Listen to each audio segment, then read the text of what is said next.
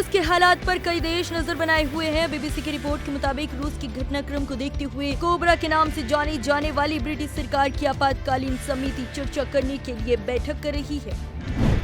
एक समय रूसी राष्ट्रपति व्लादिमीर पुतिन के सबसे खास लोगों में शुमार होने वाले येवगेनी प्रिगोजिन ने उनके खिलाफ ही मोर्चा खोल दिया है। वैगनर ग्रुप के प्रमुख ने पुतिन को सत्ता से उखाड़ फेंकने की धमकी दी है, जिसके जवाब में पुतिन ने वैगनर ग्रुप को कुचलने की बात कही है। पुतिन के इस बयान पर प्रिगोजिन ने कहा कि रूसी राष्ट्रपति ने अपने भाषण के दौरान गलत विकल्प चुना और देश को जल्द ही एक नया राष्ट्रपति मिलेगा। भारतीय टीम जुलाई में वेस्टइंडीज का दौरा करेगी, जिसके लिए बीसीसीआई की ओर से बीते शुक्रवार 23 जून को वनडे और टेस्ट टीम का ऐलान कर दिया गया है। इस बार बोर्ड की ओर से टेस्ट टीम में कई बदलाव किए गए। टेस्ट टीम में यशस्वी जायसवाल, मुकेश कुमार और ऋतुराज गायकवाड़ जैसे युवा खिलाड़ियों को शामिल किया गया है। हालांकि फर्स्ट क्लास क्रिकेट में धमाल मचाने वाले सरफराज खान का नाम टेस्ट टीम से गायब रहा। बिहार के पटना में विपक्षी दलों की बैठक के बाद महबूबा मुफ्ती ने एकता पर जोर देते हुए कहा कि मैं नीतीश कुमार की बहुत शुक्रगुजार हूं कि आज अगर विपक्ष एक साथ नहीं होगा तो आगे चलकर विपक्ष खत्म हो जाएगा। वहीं पीएम मोदी पर निशाना साधते हुए महबूबा मुफ्ती ने कहा कि जब पीएम मोदी बाहर चले जाते हैं तो गांधी जी की मूर्ति के सामने झुक जाते हैं, लेकिन जब यहाँ आते हैं तो हिंदू मुसलमान करने लगते हैं। ये जो उनको बाहर इज्जत मिलती है ये उनको नहीं बल्कि मुल्क को मिलती है। बिहार के मुख्यमंत्री नीतीश कुमार के न्योते पर शुक्रवार 23 जून को पटना में विपक्षी दलों का महाजुटान हुआ था। इस दौरान 2024 में पीएम मोदी का रथ रोकने को लेकर एक एजेंडा बनाने की कोशिश हुई। विपक्षी दलों की बैठक में सभी दलों ने बीजेपी के खिलाफ हुंकार भरी, जिसे लेकर बीजेपी लगातार हमलावर है। बीजेपी नेता और केंद्रीय मंत्री गिरिराज सिंह ने इस बैठक को फोटोशूट सेशन कहकर खारिज करने की कोशिश की। गर्मियों की शुरुआत होते ही दिल्ली में पीने के पानी की समस्या एक बार फिर से गंभीर रूप लेती नजर आ रही है। दिल्ली के कई इलाकों और कॉलोनियों में पीने के पानी की आपूर्ति सही तरीके से नहीं हो पाने के कारण से लोगों को काफी परेशानियों का सामना करना पड़ रहा। पानी की इस दिक्कत का सामना द्वारका मोड़ से सटे सेवक पार्क की सोसाइटी में रहने वाले लोगों को भी करना पड़ रहा है। यहाँ पिछले 10 दिनों से पानी न आने की वजह से 3 दिनों पहले लोगों का गुस्सा फूट पड़ा। उन्होंने अपनी नाराजगी उत्तम नगर नजफगढ़ रोड को जाम कर जाहिर की थी। इस दौरान लोगों ने दिल्ली के मुख्यमंत्री अरविंद केजरीवाल और स्थानीय विधायक नरेश बलियान के खिलाफ नारेबाजी भी की थी।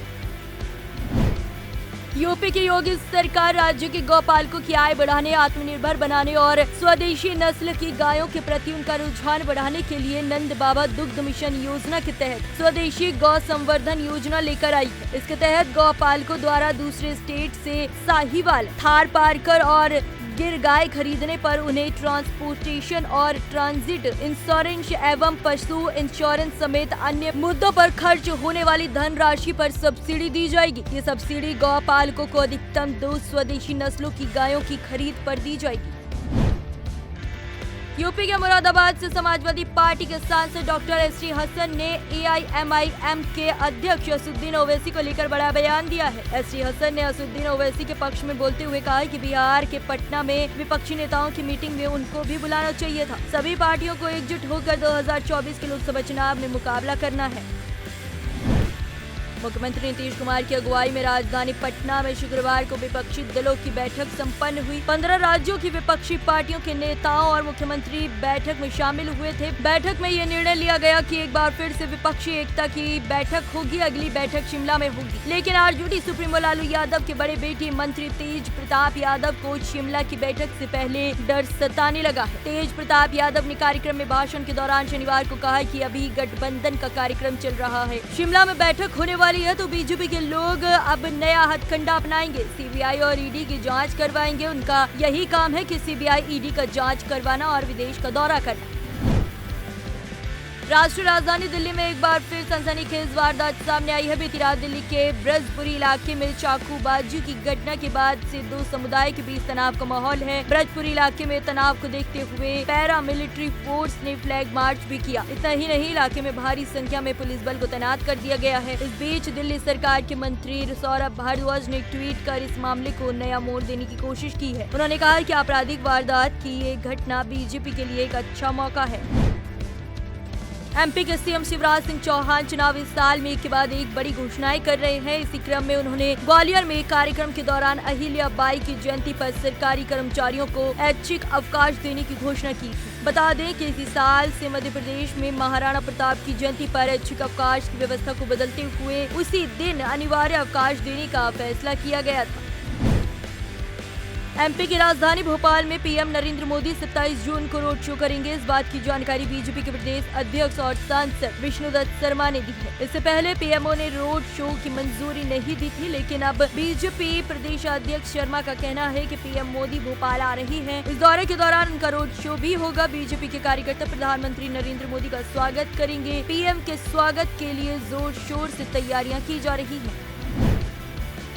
भारतीय क्रिकेट टीम के कप्तान रोहित शर्मा हैं, लेकिन रोहित शर्मा के बाद टीम इंडिया की कमान किस खिलाड़ी को मिलेगी? बहरहाल अब इस सवाल का जवाब पूर्व भारतीय खिलाड़ी सुनील गावस्कर ने दे दिया है। दरअसल सुनील गावस्कर ने कहा कि रोहित शर्मा के बाद शुभमन गिल या अक्षर पटेल कप्तान बन सकेंगे। उन्होंने कहा कि शुभमन गिल और अक्षर पटेल को कप्तान बनाना चाहिए ताकि इन खिलाड़ियों को कप्तान के तौर पर तैयार होने के लिए वक्त मिले। साथ ही उन्होंने ईशान किशन को भी कप्तान के तौर पर चुना।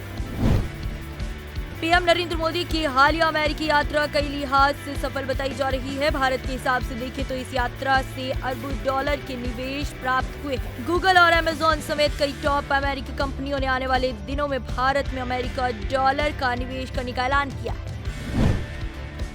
मिस्र के राष्ट्रपति अब्देल फतेह अल सीसी के निमंत्रण पर प्रधानमंत्री नरेंद्र मोदी 24 से 25 जून को मिस्र की 2 दिवसीय राज्य की यात्रा के लिए निकल चुके हैं। ये यात्रा बहुत महत्वपूर्ण है। बता दें कि ये यात्रा 1997 के बाद से किसी भी भारतीय प्रधानमंत्री की पहली आधिकारिक मिस्र की द्विपक्षीय यात्रा है। हाल ही में 74वें गणतंत्र दिवस के मौके पर मिस्र के राष्ट्रपति अब्देल फतेह अल सीसी को मुख्य अतिथि के तौर पर भारत आमंत्रित किया गया था। ये पहली बार था जब मिस्र के किसी राष्ट्रपति को ये सम्मान दिया गया था।